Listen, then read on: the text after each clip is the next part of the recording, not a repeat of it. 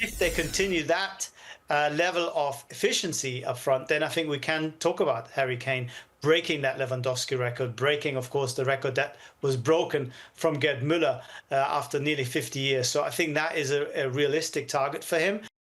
Well, let's take a look at Bayern Munich's recent and upcoming fixtures.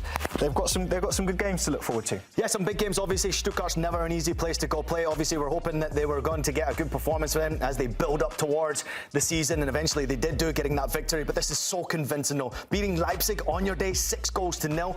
Outstanding performance. And of course, in the German Cup, you never quite know what to expect. They're never easy, those German Cup games. But then, of course, you have a little bit of a derby game there against Augsburg before Hamburg, who are back in the Bundesliga.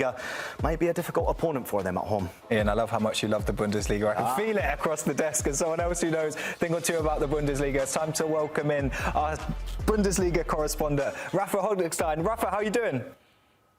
I'm doing very well, thank you very much. Very happy that the Bundesliga is back with a bang. Yeah, no, me too. Well, a great start by Bayern Munich today. Are we about to see another dominant few years for Bayern Munich in the Bundesliga, do we think? Well, I think that the squad is not probably the biggest that they've ever had. So if they get 1 or 2 injuries, I think the field might open up. But if they have their starting 11, their starting 12 or 13 players fully fit, it's going to be very, very difficult for anyone to live with them. Because I thought Leipzig might be the one team in a position to challenge Bayern, not on the evidence of tonight. I think they'll get better, but of course it's quite ominous, and it is a statement for themselves as much as for the opposition that it's going to be very, very hard, if not impossible, to dethrone Bayern this year. Rafa, can I ask you about Vincent Kompany? We don't speak enough about the job that he's doing at Bayern Munich, and it's a difficult job. There's a lot of talking voices behind you, but the way he put out the team today, and the team just absolutely sprung out a top-class performance. And as you mentioned, Leipzig is not an easy team to compete against at any time, but to score 6, that was an unbelievable performance from his team. Yeah, I think Kompany has done 3 things. And of course, when Bayern win, it's taken for granted. If they don't win, it's a story. So if you win as a coach, it's like, yeah, of course you're winning. But he's done 3 big things in my view. First of all, he's given back Bayern a real identity. When you see Bayern play, you don't have to see the dresses. You don't have to see the names. You know that this is Bayern Munich playing under Kompany. Very defined style, something that had gone missing in the last couple of years. Secondly, he's got a dressing room togetherness and harmony that hasn't been there for a long time. Players get on with each other. Players get on with the coach. The coach gets on with the rest of the club. We've had so much friction before, so many politics. You don't have it with Kompany in the dressing room at the moment. And thirdly, it's the sharpness and the hunger. You know, to have the quality of Bayern and to play in the Club World Cup, and then again today, play men marking off the ball all over the pitch with the kind of aggression that you need and the energy and the commitment and the humility to play like that. When you know you are the better team, but still you play man with man and defend for your lives every time you don't have the ball, that combination makes Bayern a very, very difficult team. And a lot of it, if not everything, is to do with Kompany's coaching. On coaching, when we were watching the game today, new players in that forward line like Luis Diaz, but we saw freedom, we saw expression in the play, and that is a promising sign that they've got that chemistry so early on in the season. What is a successful season for Bayern Munich this year? Obviously, win the league last year, but can they go and compete in the Cups and in the Champions League?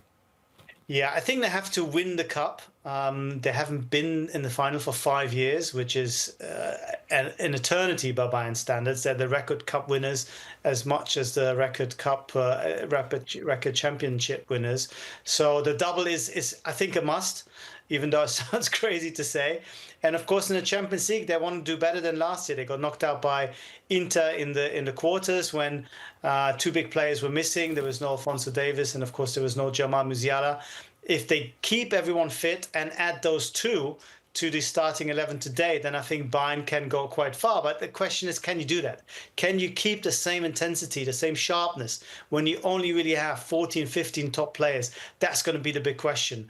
And I'm not quite sure it's going to be possible. I think they need more depth. The players seem to say that as well, because they came out publicly only a few days ago, along with Vincent Kompany, who never really says anything controversial, saying that we probably need a bit more depth. But Bayern have another, 10 days or so to make it happen. 65 goals in 64 games for Harry Kane in the Bundesliga. He seems to be really enjoying life in the Bundesliga. He's always notoriously scored goals wherever he's gone, but this is a big year for the Englishman. There's a World Cup at the end of this campaign. I mean, what is the ceiling here for Harry Kane this campaign? He scored 10 less Bundesliga goals last season compared to his first season, which is still a ridiculous amount of goals. But what do you think we can expect from Harry Kane this year? I think he will try and target that amazing record from Lewandowski and try to go for the 41. He came close in the season before last year, and that was with Tuchel, who was playing a much more reactive style. Last year, I think Bayern were still finding their feet in attack. They dominated, but sometimes perhaps underachieved in terms of converting all the chances that they had. On the evidence today, when they were super clinical, I think the XG was below 2, but they somehow scored 6 goals. If they continue that level of efficiency up front, then I think we can talk about Harry Kane breaking that Lewandowski record, breaking, of course, the record that was broken from Gerd Müller after nearly 50 years. So I think that is a realistic target for him. And one more thing I'd like to say is he already has said that he feels as if he's played with Luis Diaz for a long time. You know, with Olise, there's already understanding. And with Diaz only being there for, a couple of weeks, they already have struck up this understanding as well. And for a centre forward, with two of these guys either side of him, I think that is a dream. And we see him score those goals. Not necessarily because it's easier in the Bundesliga than the Premier League, although there is an element of that, but I think because the quality that he has is higher than it was at Spurs, much higher. And of course, you have a very different style of tactics compared to, let's say, the Mourinho years or the Conte years at Spurs. Rafa, as always, really interesting to hear from you. If he beats that Lewandowski record, it will be super impressive. As an Englishman, I'm going to back him, but thanks for joining us here. Thank you. Sehr gut, Rafa, sehr gut. My pleasure. Ian, we were watching the game there for Bayern Munich. What did you make of the performance? Obviously, the goals were clinical, the goals were decisive, but what did you see from the performance that impressed you? Well, Rafa made a great point there, talking about the importance of Luis Diaz and his integration with that group, and also making sure he strikes up some sort of chemistry with Harry Kane and the other players who are in the offensive side of the game. If you look at what they did do in the game, obviously Olise with a couple of goals to the game, Serge Gnabry got a couple of assists in this game, Lucho Diaz impactful with a great goal for him, what confidence that's going to bring. And then, of course, Harry Kane. It was a late hat-trick, but it was still a hat-trick, and it was still Harry Kane kind of hat-trick as well. Multiple goals in multiple angles and doing it in his style. They might be too good to stop this year. I mean, Bayern Munich, I'll be very surprised. And obviously, Rafa just mentioned they're trying to break Lewandowski's record.